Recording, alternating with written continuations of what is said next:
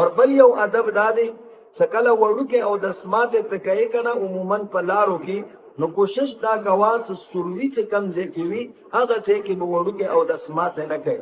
هغه وجه څه شی دی؟ ځکه چې کیدی شي دغه ځای کې د ځمکې وله کم حشرات دي لکه لړمان منګران وغیره، نو هغه به تا ته تکلیف درکړي، هغه به د کوچي چی. اور اندرنګې بل یو دا هم ځکه نبی علیه السلام منع فرمایلی دی چې دغه سروي چې کوم دي دا اکثر د پریانو وله ګورونه وي. لکه څرنګه یو صحابي دی حضرت سعد بن عباده رضی الله تعالی عنه د خزرجو د قبیلې وله سردارو، چې دی یو ځنې اندسې کې وړوکې او دسماتې وکړلو اور یکدم را پرېوتلو اور بیا هغه نه وفات هم شو، شهید شو. چې بیا دې کې یو غیبي آواز راغلو چې نحن قتلنا سید الخزرج سعد بن عباده رمیناه بسهم فلم یخطئ فؤاده.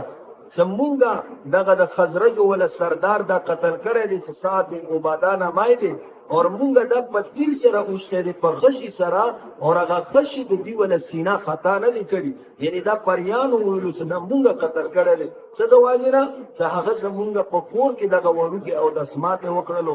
ګوره پیغمبر علیه السلام دې د واجې نه دې نه هم منع فرمایلی دی.